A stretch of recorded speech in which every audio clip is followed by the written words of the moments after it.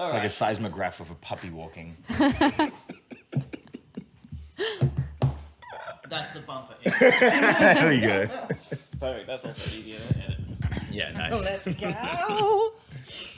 All right. Hello and welcome everybody to Vibe Union podcast, episode number 26. We are wrecked.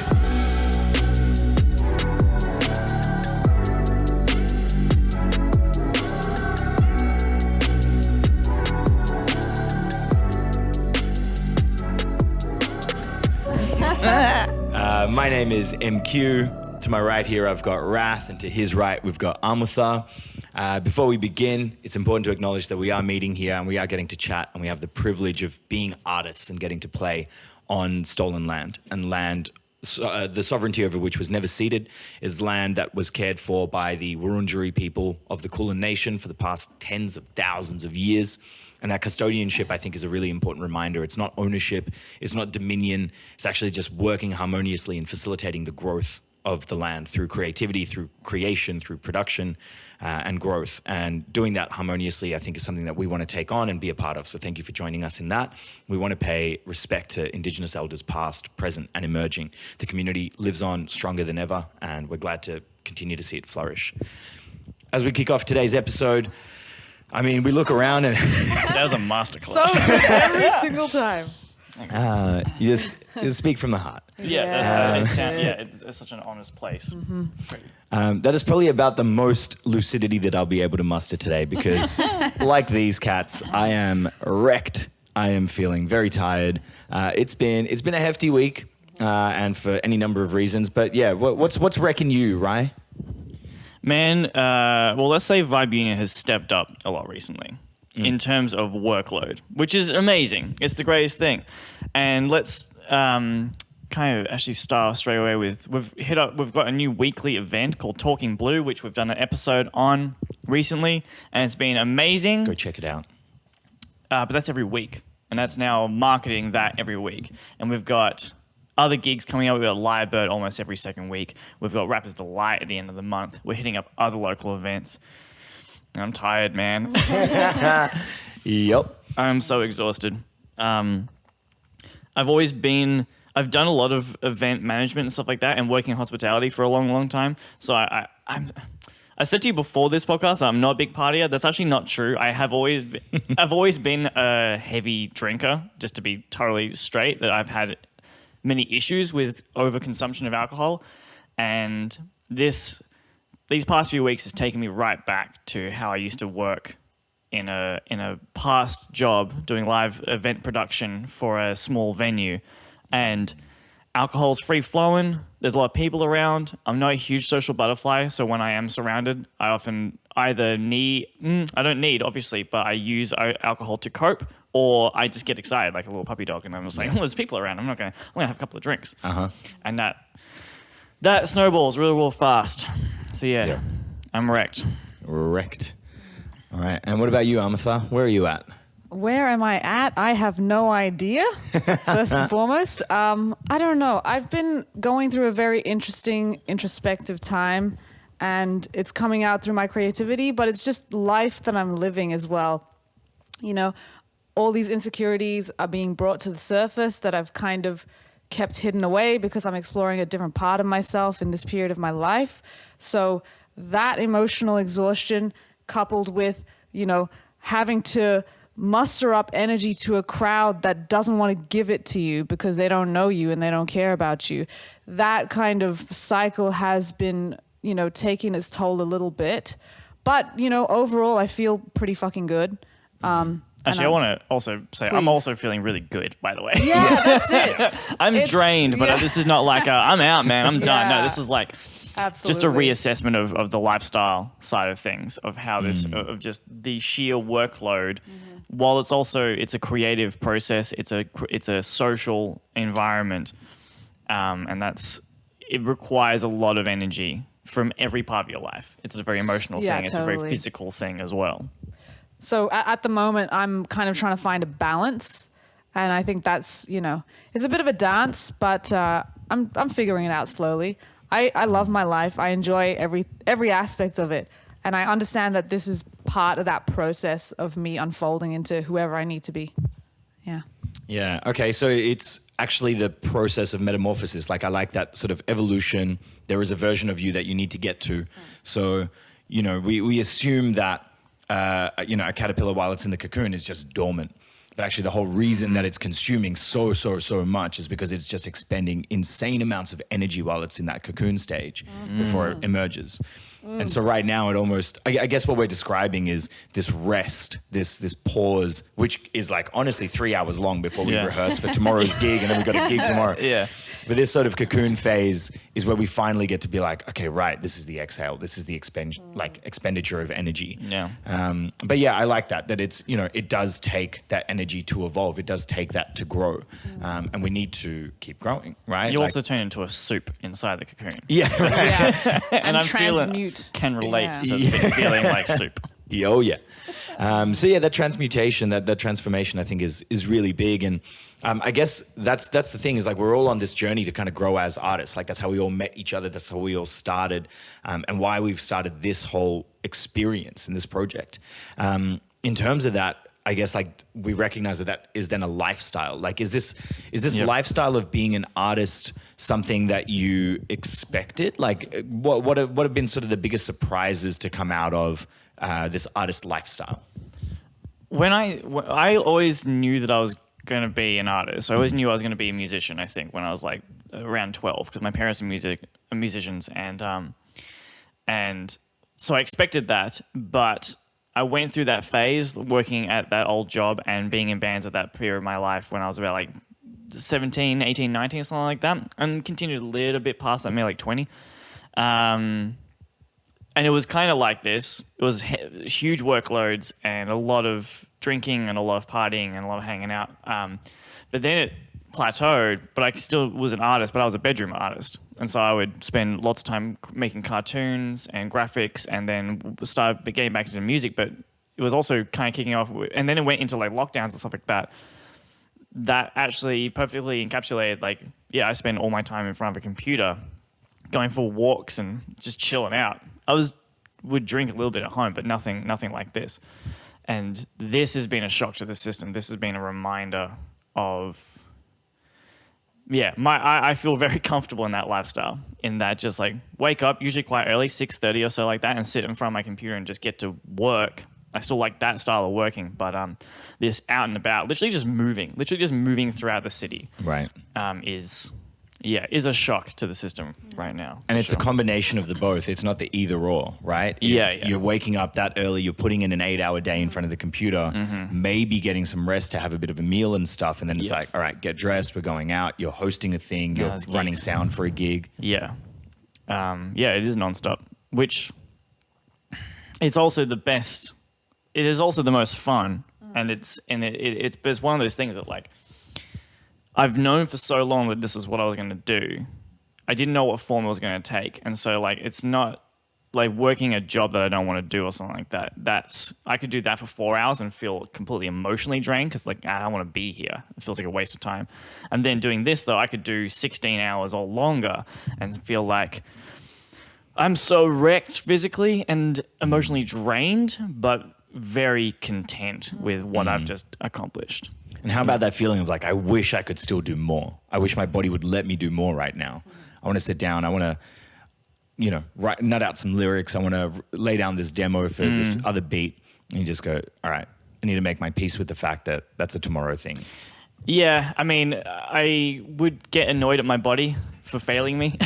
But then I also just think like, I did this. This was me. because if in between all these times, if in between doing the work at the computer again and going to a gig, I sat there and did some yoga and I drank some green tea. And then while at the gig, I just was peaceful. I moved slowly. I didn't drink any alcohol. And then at the end of the night, I just went, I'll see you later. Instead of hanging out for another 4 hours potentially, just smashing whiskeys. And it's like, I can blame my body, but I know who's to blame.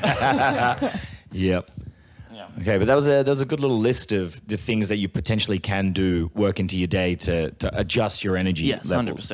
100%. Doesn't mean you're going to necessarily start doing them. Doesn't mean that you're going to have to. But if you're starting out and you are doing these things like yoga and sipping green tea and otherwise doing nothing, then when you start your music career, make sure you keep those, kids, because they help. I've actually been getting on tea a lot more. Oh, yeah? For just sort of for that reason. Yeah. Also, so drink less coffee as well. Another thing though is this comes in waves, and this is more just like personally, because speaking especially on the alcohol consumption, like it's different for everybody, and there's an emotional side to it as well, and it comes in waves. Right now, I think this last weekend I hit a particular peak. And I was like, oh, okay. I feel like an exhaustion that I haven't felt in a long time. And that actually what brought this topic up for me today was that experience. But that comes in waves. And and it's always like, hit that peak, realization, take a step back. And I know it's going to peak again at some point because I'll forget. Yeah. Actually, that interesting kind of time to bring that into what you're doing at the moment, because you're going through Ramadan at the moment, and we've been talking a lot about this recently because we've done some video content based on Ramadan, and I've been learning a lot more about it. How does that wave kind of recede relate to you at the moment? Yeah, it's a great question. I think the thing I'm noticing, I mean, like last year, for example, was when I was still waking up and doing the same thing, right? 8 hours, 9 straight hours of work, or I would like wake up, set my fast at 5 in the morning, 5:30 in the morning. And then it's like, okay, well, I'll go for a walk, I'll come back, sit down and just do work for 3, 4, 5 hours. It's 10 a.m. I'm hungry, but whatever. And then have a nap or something like that. And it's like, we're in lockdown, so it's not really a problem. And then at night, it's just chill, in bed by like 9 or 10 o'clock, and then we're done. Very different ball game this week. So it started on Tuesday, and we're on Monday now. So this is my 7th day fasting, which it feels like it's flown past. But that ebb and flow is very marked now. Like I'm very aware of my energy. And I guess the most aware I get is usually around 4 or 5 p.m. So about an hour, 2 hours before breaking my fast, where I know for a fact that I'm so flat, and like holding attention in conversations is real difficult. You saw me driving yesterday. That was a sight to behold through like these looks. I trust you with my life, but there was a few dodgy moves pulled. It's just, like attention narrows. It really does. And then it's harder to retain focus. And I was particularly like in a way yesterday, but recognizing that for myself, and then how quickly it bounces the other way is also really big for me. So, breaking my fast before Talking Blue was the first day of it. And I was like really wrecked, but there was something about being around people, and the extrovert in me really came out. But now it's just like, okay, cool. We were all at this party on Saturday night, and that was a lot of fun.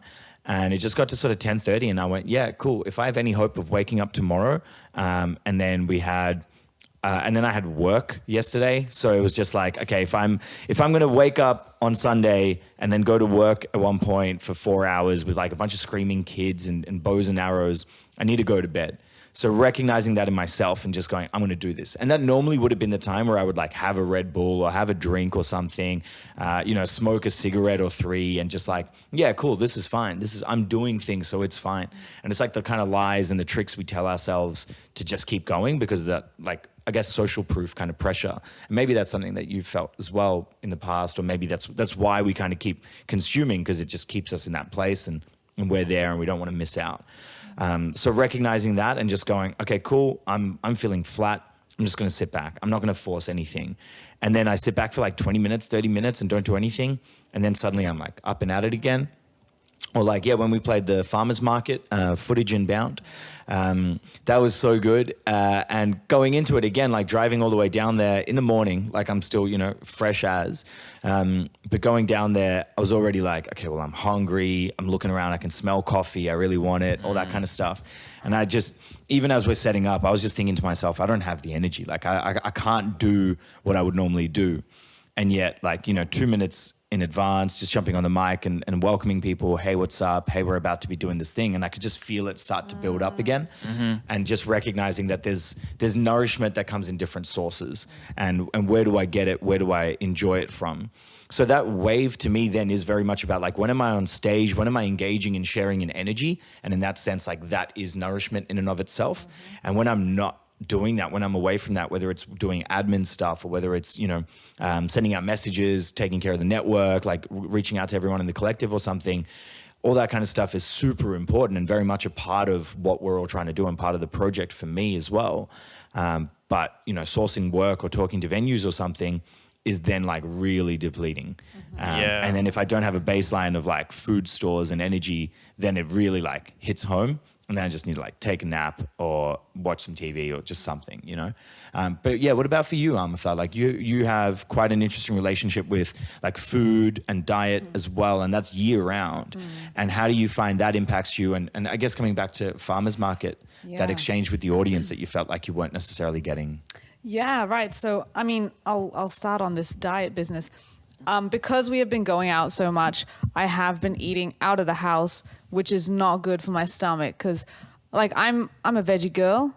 I eat my veggies, and like having really processed food, like really carby, it feels heavier. So I do think in some way, shape, or form that is impacting my mental health for sure. The food that I'm now consuming because I haven't been home.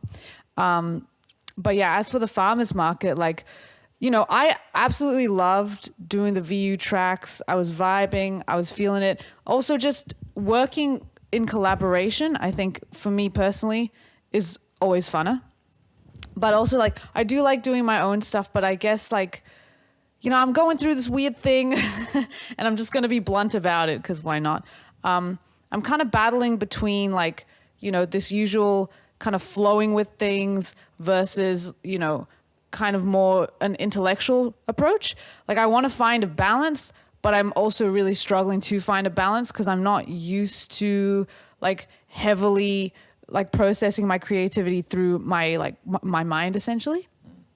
So like even me making this decision to like choose what songs I was going to play before arriving rather than going there feeling the vibe and choosing then was me trying to play around with this idea of like, let me think about it. Let me like, you know, think about what would be appropriate. And I guess, you know, it was a helpful thing to learn about myself that like, that's just not my process. Like I used to feel really guilty about it, like kind of almost like self-conscious and ashamed that I wasn't able to engage with my mind in that aspect of my creativity. But, you know, I still think that I use my mind when I'm doing music production and stuff and like, you know, the stuff that you need your mind for. And then like the rest of it, like the creative stuff, the flow state or, you know, choosing the songs that I want to play when I get to the place. I think I'll reserve that for like, yeah, the other space inside me. So yeah, this has been, I just threw a bunch of ideas in your direction. I don't know if I answered any questions, but it's just like kind of word vomit, what I was going through, what I was feeling. I think, yeah, there is a lot to unpack in that, but I guess like that's one of the big things as artists is finding your process. So within that lifestyle, like, you know, for some people, like I've played in bands where it's like, this is the set list and with very minimal sort of adjustment, that's kind of what we'll give each time. And then the last time, so Sikandar is a great example. The last time we played at Mr. Boogeyman Bar. That was awesome. And just during the set, there was just this sort of general feeling that, okay, right, the people are more responding to when there's beats, when Ronan's playing the drums. So let's like reshuffle or move around some of the more instrumental tracks. And so the moment we did that, we were really comfortable and just feeling that vibe. And so that's something that I hadn't seen in that band before, but I really like that agility and the ability to just be nimble and go, all right, we're going to go about it this way. So finding that process, whether you're a structure or a go with the flow type person is really important. And how, like, I guess for both of you, like how have you found like structure versus going with the flow for yourself in your practice and then also in how you engage with other artists and venues and things like that? Well, one thing that comes to mind, actually tying back into these two different lifestyles that I've been toying with as an artist, to make an album or to make what have you, for the most part, like now I've put in enough time that I can smash out a verse if someone needs me to do a thing, and that's fine. If I give like a really specific, do this for here, I'm like, all right, cool. But to break out to develop a whole new thing, like last time, that was like a month to 3 month writing process of like every single day, just sitting in front of my computer, procrastinating mostly, just like looking at images and gathering like mood boards and stuff like that. And at the moment, I don't have that type of life. I don't have the time. I don't have the time to do that kind of thing. So I'm not writing at the moment at all.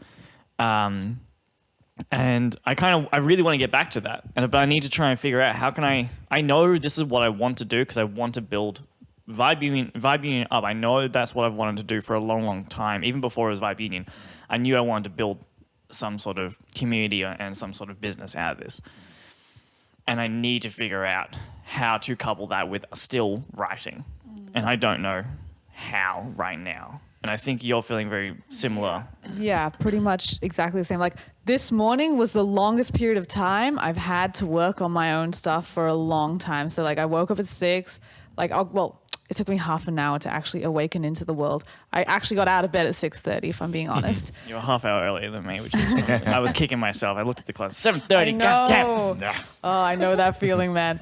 And so yeah, pretty much from like 7 until like 10, I was working on my own stuff, and remembered how important it is for me to be able to express myself in this way, because like I guess I get so caught up with other projects and doing other things that like I forget that me expressing myself is like a really important part of just me staying sane and just on top of my own. Like the song I wrote today really helped reflect a lot of emotions that I was going through, so like now I'm kind of taking it as like my form of therapy, and I'm going to have to force myself to make time for it.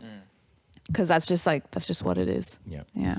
I know we've addressed this a lot on other episodes as well, but a really critical thing to keep hammering home with that is even if it's not with an outcome in mind, like write that song because it is expression. Absolutely. Like I'm definitely finding right now I'm in a lot of like I'm just more aware, like on a mindfulness level of like what my thoughts are doing, where they're coming from, and what they're all about.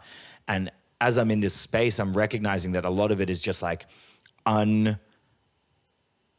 blocked up, emotional stuff, or just stuff that I've kind of wanted to say or have a feeling or a thought on someone or something or an interaction.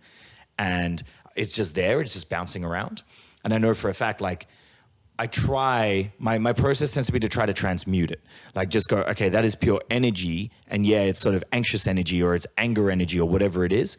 And then instead we're doing this thing and I'm just channeling that, like trying to convert it back down to just raw energy molecules and then convert it back out into spoken word, into eye contact, into being here, so all that kind of stuff is generally my process, and recognizing that sometimes it does fall short because there's like a lot that can't be broken down. In like food health terms, it's like a glob of gluten, right? Gluten is just like something that your stomach acid needs to take longer to break down into smaller bits and then digest those smaller bits. It can't do the gluten straight away. And in the same way, like there are some emotions and some things that you feel that are so strong, you just need to apply them specifically to being expressed in their way. So that song that you're talking about that you made this morning, that may or may not come out to see the light of day, but that you wrote it is an important part of the lifestyle in and of itself. Absolutely. Yeah. I agree with that. Cool. Right, there was something that was tickling at your brain just before. Yeah, it's very true. I can't remember. Except that, with what you were saying, so using it as either therapy or just, I think seeing right now, like where we all get energy from different places. Right now, you don't have food throughout the day, or you don't have anything throughout the day. But to get that energy from the audience is an incredible sustenance for a short period of time. Yeah. I haven't fasted for a full day, so I can't really say if you can survive on audience sustenance. Yeah. But same like right now, because I love performing and I love that feedback from the audience. But usually afterwards, I actually kind of recede back into myself. I did it at my album launch. I'd go on stage and I had an amazing time. It was my favorite performance I've ever done. But afterwards, I was still the tech guy. So I still had to pack everything up, roll leads and shit like this. And a few people came out to me and said, come and hang out. Like, you just did the thing. Come and hang out. And I just need to do this. But in my brain, I was like, no, I also just need a second. Because I've expelled my energy on stage I'm very content afterwards, but I'm not bouncing around afterwards. I am bouncing around when I come up with a new beat or when I write some new lyrics, and I'm not doing it at that moment. But that putting the album out, like I didn't even really feel. It sounds weird to say, but I don't really feel that much when it finally released. Yeah. But every day that I had a new beat or some new lyrics, I was like fucking bouncing around the house. Like, this is it. This is Absolutely. everything. Yeah. That's where I get my energy from. yeah. And I think I'm going to be able to give a lot more energy back to the audience and back into the marketing and the admin and all that kind of shit with Vibe Union. Like I'm actually going to have more energy to put back into that if I'm taking the time. And I think it is actually going to be like, I'm going to need to start putting in my calendar, like this day, Yep. probably not a full day, this morning, I'm not talking to anyone. I might even turn my phone off. I'm working on music, my music at this point in time. I've actually been thinking that I'm considering like in a few months, just taking a full week, maybe a month of just like, we've set up these systems with Vibe Union. Vibe Union can probably run by itself for a little bit. And I'm going to take that block of time and then switching off. I'm out. Yeah, I'm gonna nice. do my own thing. Yeah. I won't do that. Yeah. But it's a plan. It's well, I mean, some look, point. people call it a holiday. That's what it is, right? People take annual leave and they nick true. off from their workplace Yep. and they go away for 2 weeks and they take photos with their kids and they just have their phone off and it's like, do not disturb. Their autoresponder is on email and no one questions it. Yeah. No one has a problem with that. This person who's like the head of finance or the person who made sure that Or the everything Prime was Minister. running. I'm Or going the to go Prime there. Minister. I'm Yeah. gonna fucking go there. Right? If the Prime Minister can take a holiday when there's bushfires and there's God knows what going on in the country, then it's okay and it should be okay to feel like, cool, I need a week. I need 2 weeks. I'm in the same boat. sure. I'm also in that place and I'm enjoying, and there's a part of me that isn't, but I'm very much on the whole enjoying that so much is happening without needing my particular input. And I'm sure we're all in that same place where previously it was like, unless the 3, 4, 5 of us that were there, it's not happening. Like it's just not. And now it's like, cool, someone else can step up. There's delegation happening and it's pretty powerful. And it's not, I don't think it's fully there yet, but it's a big reason why I love Vibe Union so much is that I feel that there's still this big foundation being laid and there is going to be a point, hopefully soon, where it stands by itself. Yeah. Which is really, really cool. Really exciting. All right. Well, we're about 25 minutes into the podcast, which is about halfway, which means it's now time for a special new segment. This is the part where we check that you're actually paying attention. And if you are, you get to make up whatever this part of the podcast is about. We're just going to mouth sounds and you're not going to be able to hear anything. And you're going to be convinced, if you haven't been paying attention, that your YouTube is glitching on you. But if you are paying attention, feel free to narrate along with whatever you think we're saying.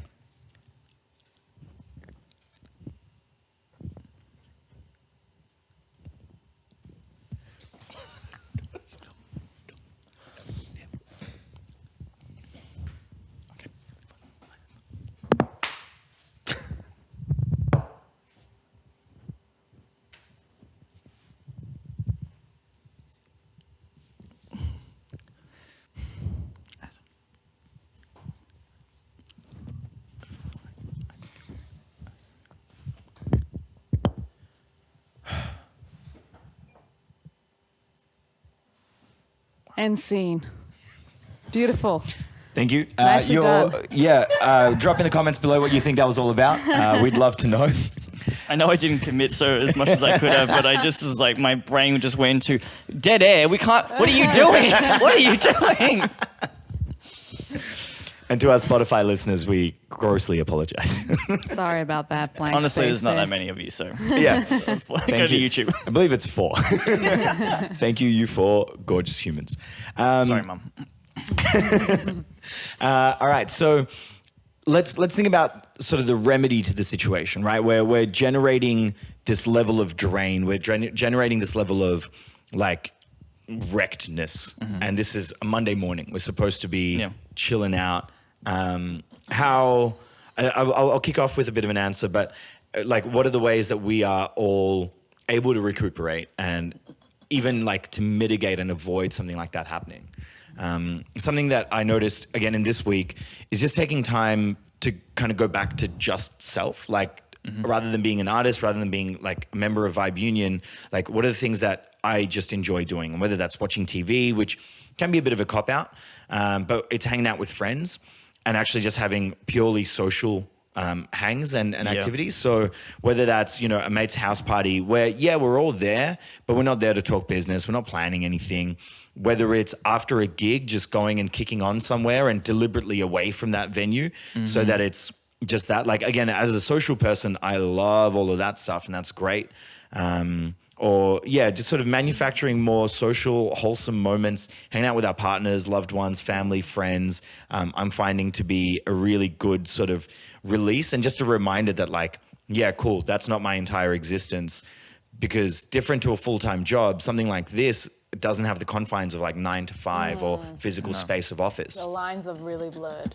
Yeah. So being able to then take time purely away where, phone off, hanging out, going to go watch a movie with someone or whatever it ends up being, that then is the moment where it's very clear night and day. I'm not working. I'm not being an artist. I'm just being myself. That it I've goes really in my enjoyed. it goes in my calendar now. My calendar's like watch Christopher Robin, the Winnie the Pooh movie with Kelsey at this time on this day, and it feels really weird to be that rigid and to like put that kind of stuff in your calendar with like set times, like at 7 p.m. do the thing, but it's like no, actually that.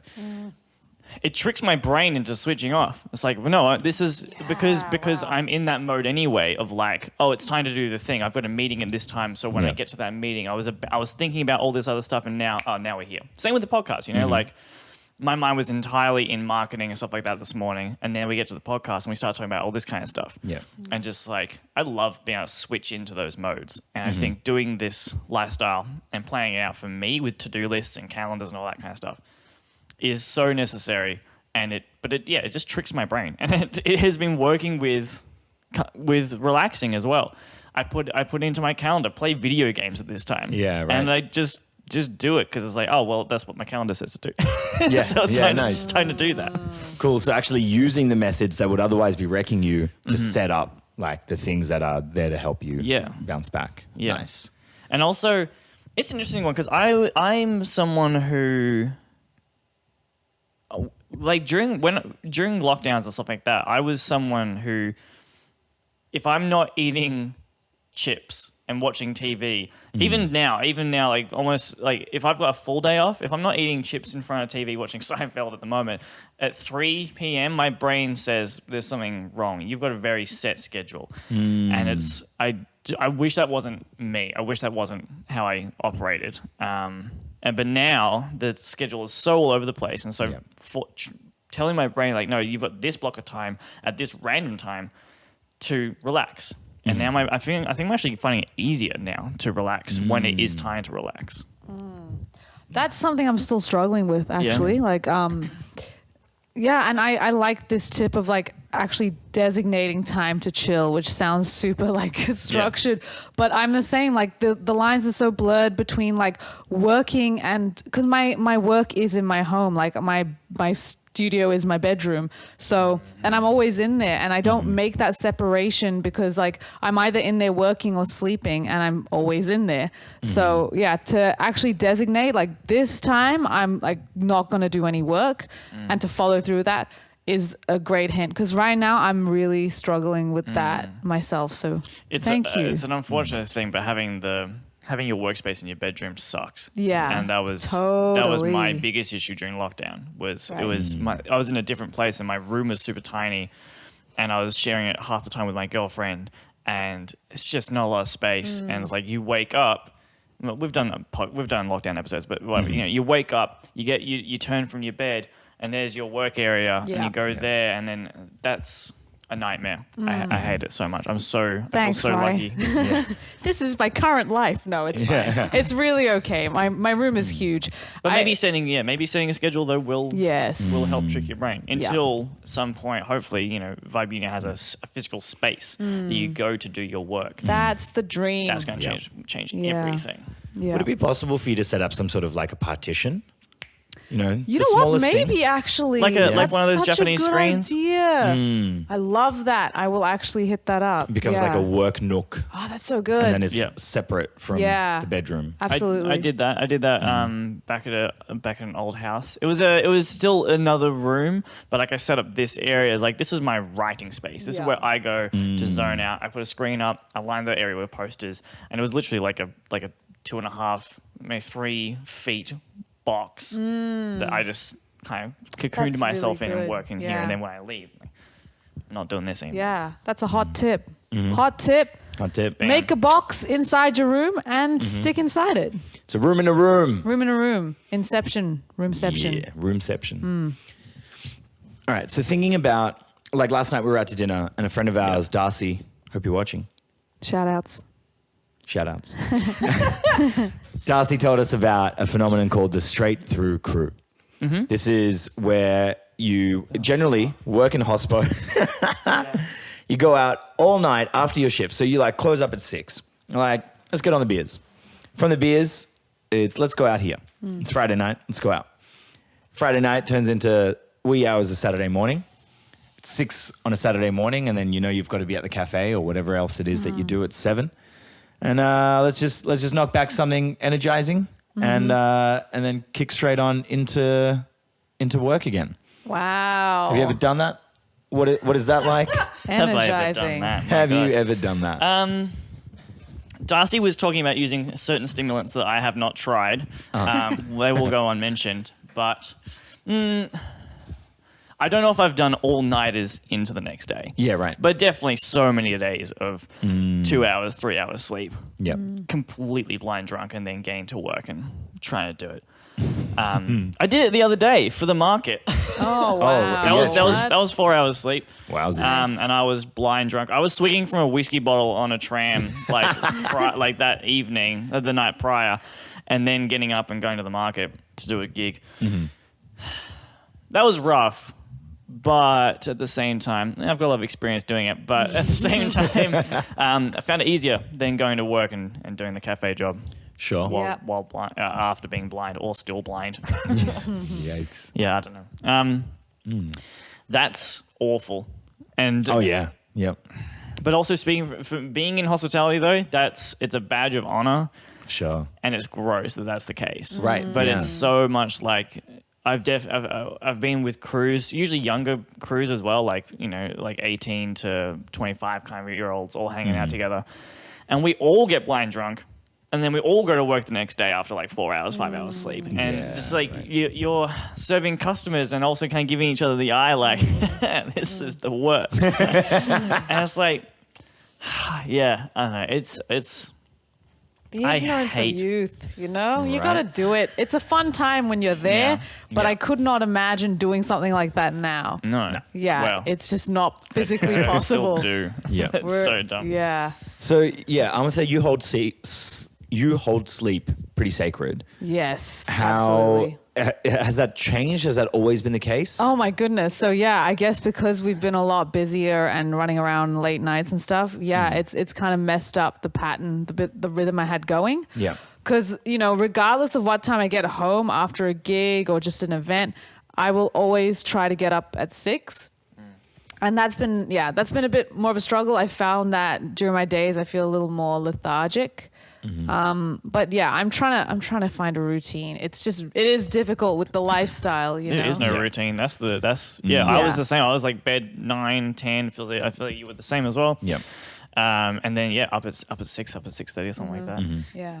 Can't be done. Not possible. It I can't be mean, done right now. I'm forcing myself to do it, but Yeah. at what cost is what I always think when I'm looking at my 6 a.m. alarm and just like, oh, Lord Jesus. Anyway. Yeah. I am finding it a hell of a lot easier doing this than working a proper job. Oh, absolutely. Yeah. Oh, This- okay. yeah. Don't get me wrong. Even Like- with more sleep. Yes. So I'll be if I did not get 8 hours within also like specifically 8 hours on my schedule, and then I had to get up and go to work, I was wrecked. Yep. And now I can Yep. get up with 4 hours sleep after being completely fucked up, and I'm like, well, I don't feel good. I feel like I might vomit, but I but also feel sort of energized in a way, and I can Like, go because and I do it. love what I'm doing. Like, I'm getting Yeah. up to pursue my passion. I'm not Yeah. getting up to force myself to do something for someone else.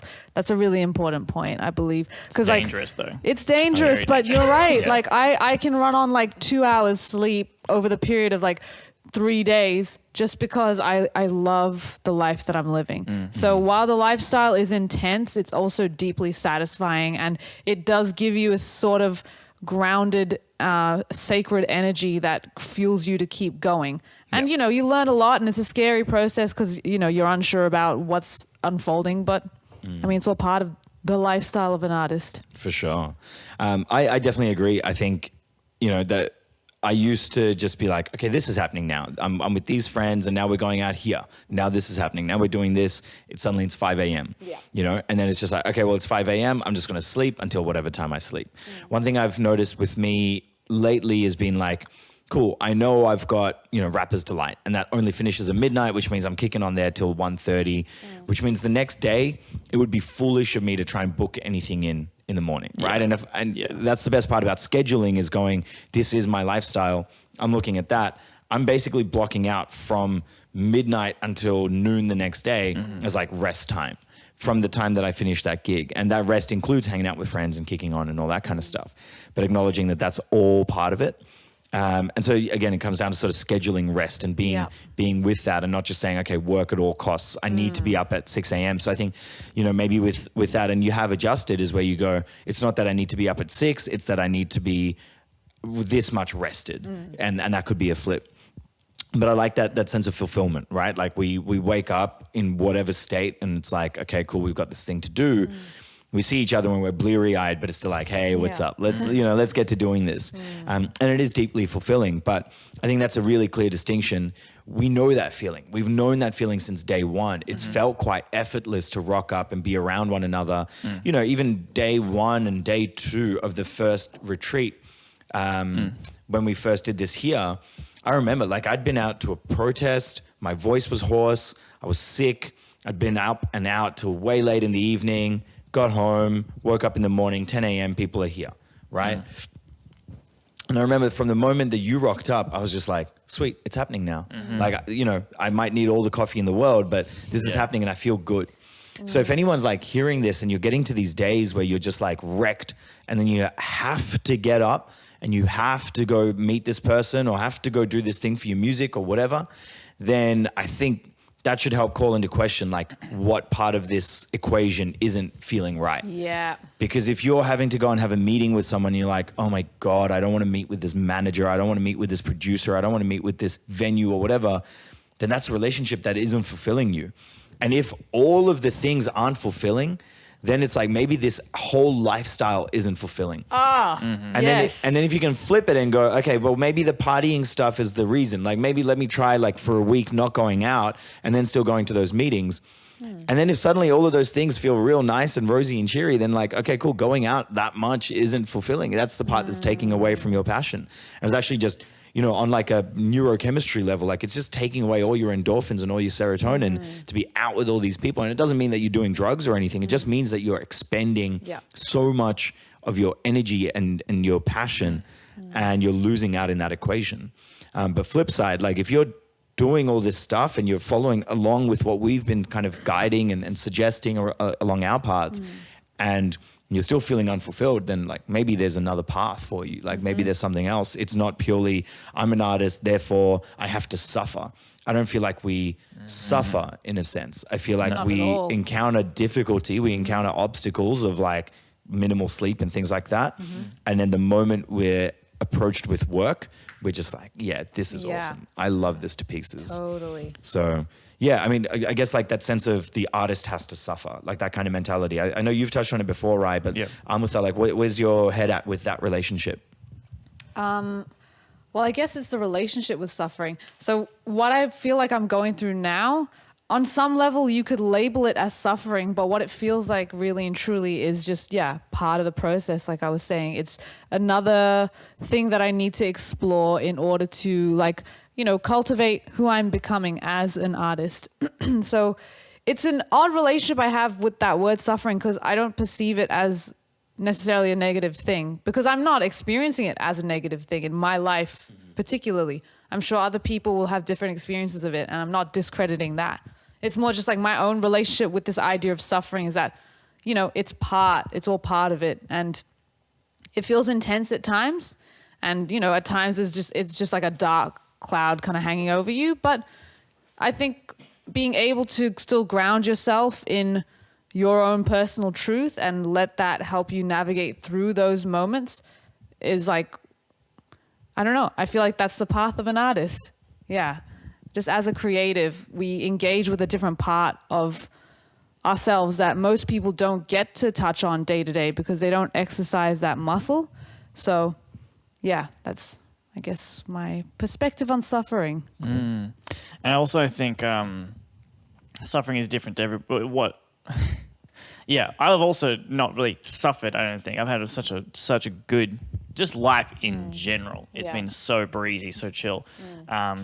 And that's why I get to do all this is because I've just honestly got time on my hands. Yeah. Some people need to feed a bunch of kids, pay mortgages, live in other countries where the standard quality of life is so much lower. I feel so lucky just to be living in Melbourne and being able to do this. But my brain also then gets it guilts itself when I was working in a cafe. Because it was like a 5-hour shift, which is kind of nothing, doing 5-hour shifts early in the morning, and I still had all my day. And it was a good shift, it was a good life, but my part of my brain just goes, this ain't it, my dude. I feel ya. And I would just dip in and out of depression all the time. And now I am flat broke, and I'm pushing myself so much harder. I'm putting in so many more hours. To some people, this would be a type of suffering in a sense of like just the lack of sleep, the lack of personal time. The lack of personal time is huge, and some people just couldn't do it. I don't think. But every morning I wake up and go, "This is fucking sick. Oh yeah, This is the best." Yep. And and this is important. I love having these conversations because this is a reassessment of just like, okay, I know I pushed too hard one night, and that then dominoed over into the next 3. And that's something I need to be aware of. And that's something I need to recheck almost all the time. I need to, because I want to drink alcohol. I love drinking alcohol. And I'm never going to stop drinking alcohol. Unless my doctor tells me I'm dying, maybe. We'll see. But I need to keep on top of that kind of thing. And that side of things, that kind of suffering is still like, this is good. I mean, that's it. It's just finding the balance, I feel. That's exactly what I'm doing with the emotional stuff that I'm going through is like just trying to find the balance between like being with that and being here and not, I don't know. Actually, it's a very abstract thing to try and articulate, but I get you. I feel you. Just doing it in a different way, I feel. This artist needing to suffer kind of thing is also at odds with the idea that if you find out what you enjoy, you won't work a day in your life. Right. So I don't believe in either of those things wholly. I think they're both too simple to be true in a sense. But it is kind of what we're saying anyway. It is kind of what I am. It is kind of what I'm saying.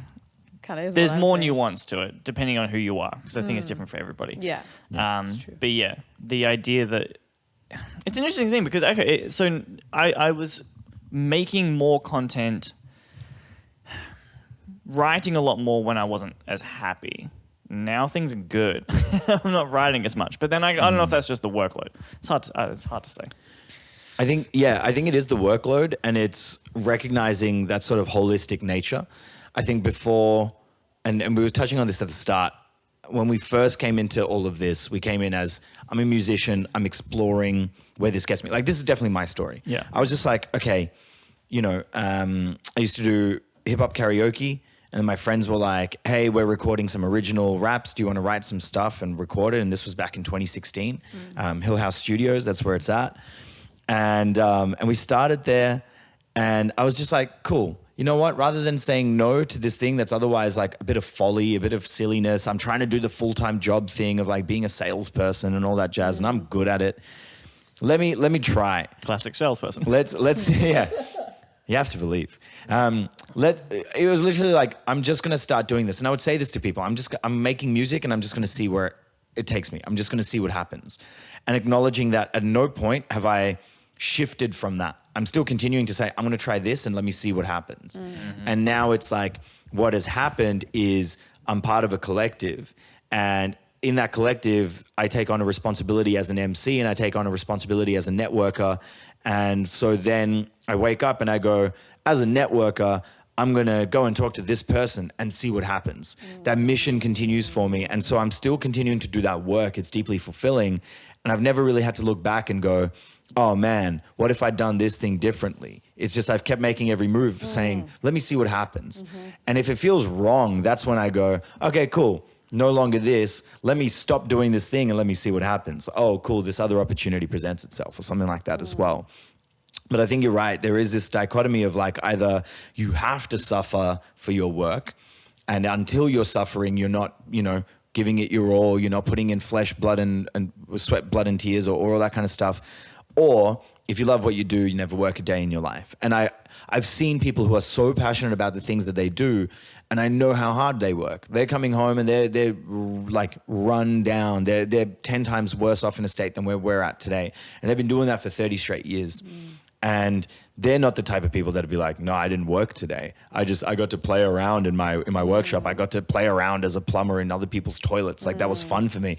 Like, no, they really enjoy it.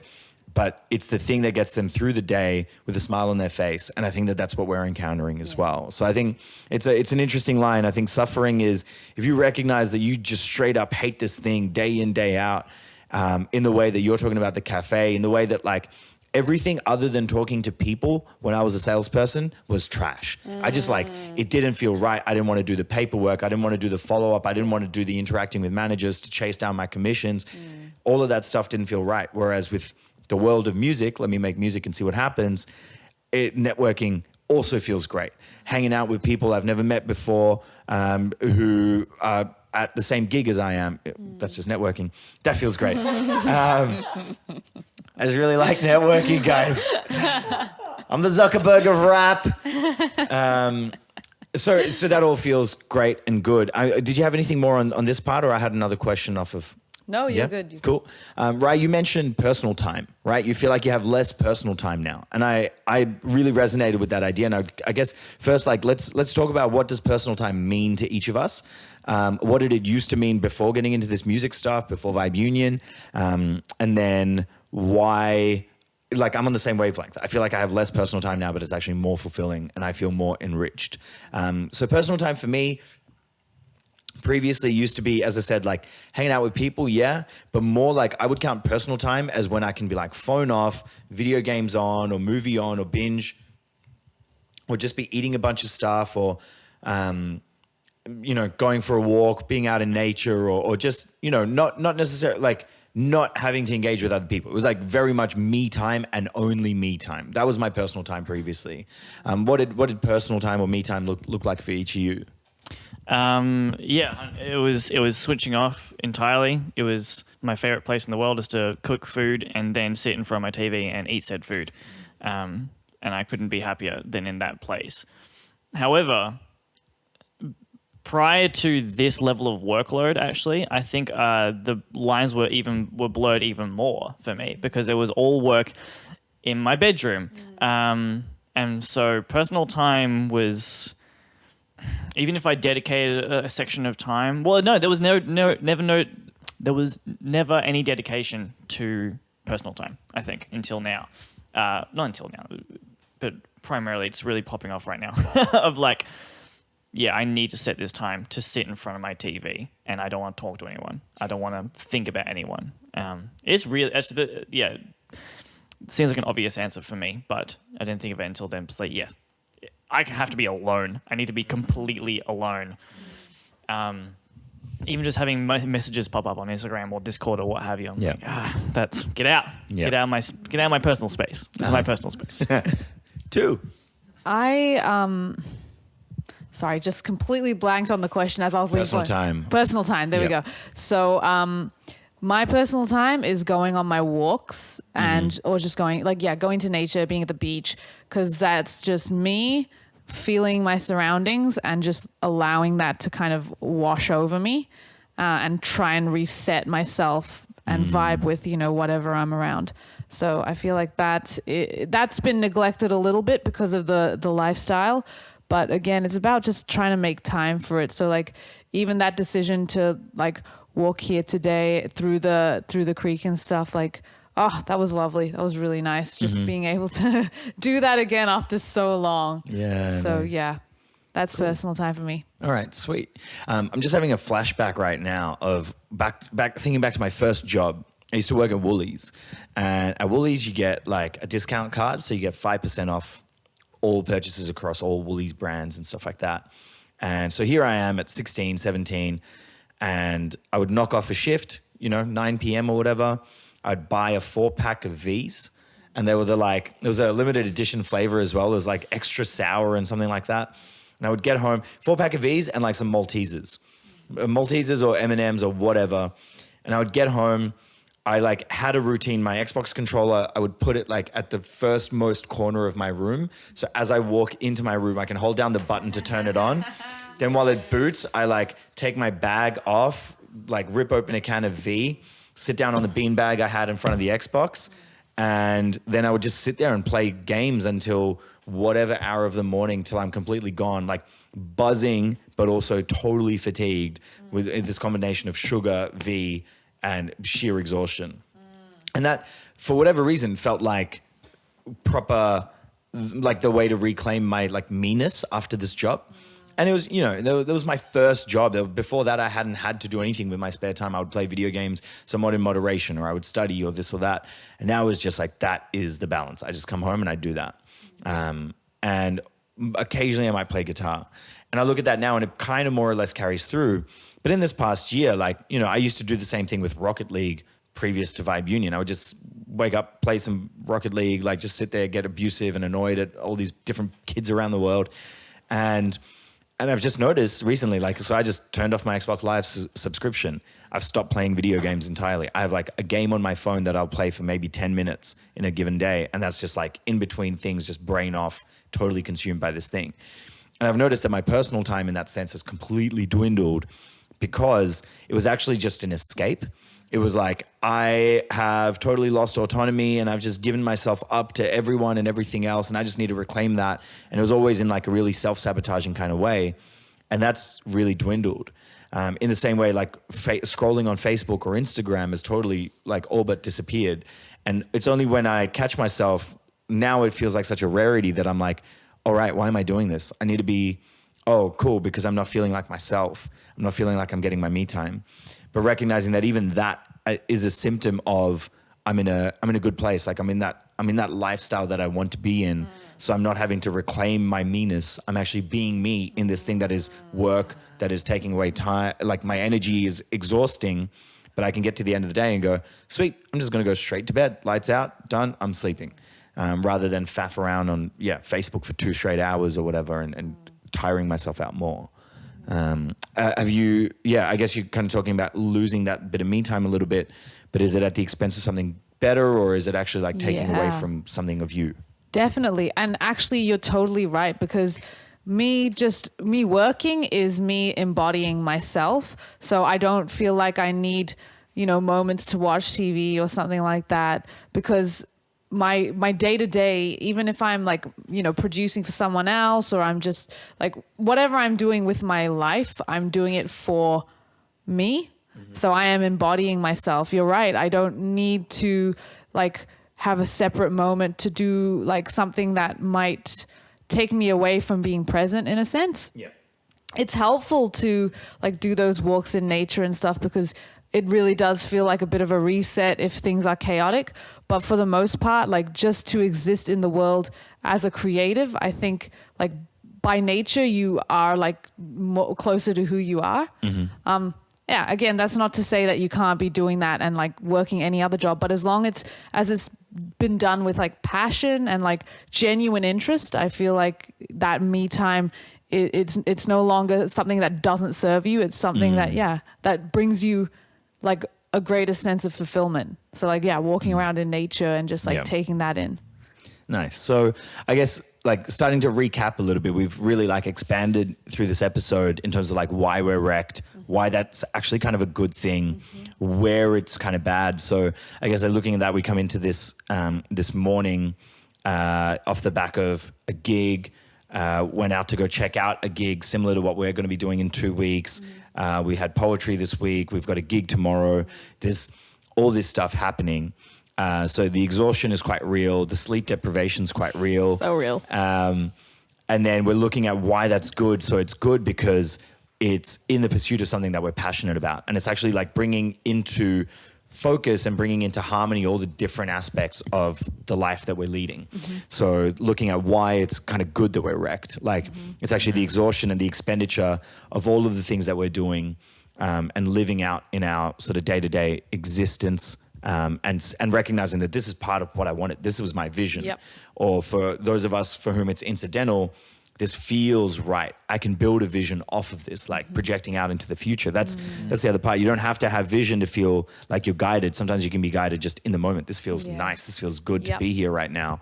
And that feeling is what's going to spur me into, oh, cool, maybe I just need to be doing this all of the time. Like people have epiphanies where they console their best friend and then they go, you know what? I could be a counselor. I could be a therapist. And it might be misplaced in the long run, but that feeling is actually so powerful and so pure because you go, I was present in this moment and I did this thing, and that helps me see a version of myself in the future that I think I want to be. And so in terms of this expenditure, we're on the other end of that. We've been doing all the stuff that feels really right and part of the vision, and that's why we feel really wrecked. And that exchange, I guess we kind of discussed, like, is a little bit surprising. Because before this, whether we were partying or working ridiculous hours or anything else that we were doing, we were in the same level of wrecked. And we're like, well, if we're doing all the right stuff now, why are we still wrecked? But it kind of makes sense. But looking at some of the bad symptoms, like, you know, that we're still coupling in the really late nights along with the early mornings of work. And how, I guess, like, this is a question for the audience. Like, how are you sort of decoupling those things? Are you finding that the two things clash? And are you able to kind of sacrifice one, whether it's the late nights so that you can have the early mornings, or compromise on the work and make the late nights work for you instead? What are those things that you can do? So that's sort of the tipsy, the bad side of how wrecked we are and why this is a problem in the lifestyle, because it can't be sustainable. Here we are, like, fantasizing about the 2 weeks that we can turn our phones off and totally disappear. Like, I can't wait to go do Vipassana again. I don't know when that's going to be, but the moment I can get 2 straight weeks that I can disappear, that's exactly where I'm going to be. And then we touched on, beyond that, like, the parts of the lifestyle that are so fulfilling and the differences we've noticed in ourselves, in our lives, as we've come to this point where we're at today. So for me, that's, like a loss of that personal time, and that time that I would otherwise just like, all right, this friend hit me up, I'm just going to rock up. Or, I've been thinking about this friend lately, I'm going to try and make sure I can go and see them or whatever. It's like, I don't have a social life that's not the music world, but I'm really glad that socially, like, what we have going is pretty phenomenal. Yeah, absolutely. And I think that sort of is the journey of, like, where we're all at in terms of wrecked. But I wanted to throw to you guys for final thoughts. Like, what are your sort of takeaways from today, and what would you like to offer anyone that's still paying attention? I feel like we've really hit on that you need to give time to basically take another breath in before you breathe out, and that is cycles, orbits, everything that we're going through. But this, what you were just kind of saying, made me realize that, like, I did a lot of breathing in, I think, back in the day. I had a lot of me time. I had a lot of personal time. And that was just constantly just like, and I had all this pent up energy waiting to be released, and going to a job and working, even though physically I'm expending more energy, emotionally, I would walk away and still feel like a 12-year-old who's just had a bunch of V's, and just feel like, where am I supposed to put this energy? I keep trying these things. I keep trying to put it into video games. I keep trying to put it into my job. I keep trying to put it into partying with the wrong people. And you walk away physically exhausted, but I still have all this fucking energy. And now I'm exhausted, but it's like, oh, I actually released a bunch of energy. Now I take a breath in. But yeah, I think you need to find where that energy is supposed to go, because I don't think you can expend the energy in the wrong space, wrong place. You walk away with the same energy. You've drained yourself, but you've still got that. There's something in there that needs to get out. Yeah, that's how I'm putting it. I like that. Wow. Okay. What was the question again? Sorry. Final thoughts. Takeaways. Just final thoughts. Okay, I was like trying to answer something specific.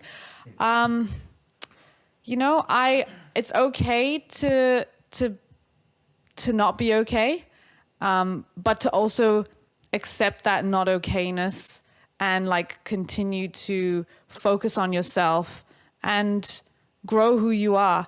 Like, life is gonna keep throwing things at you, challenges and whatnot, and as long as you can stay true to yourself and like learn to navigate from a very like holistic place that where you're looking after yourself as well as the people around you, you know, you should be all G's.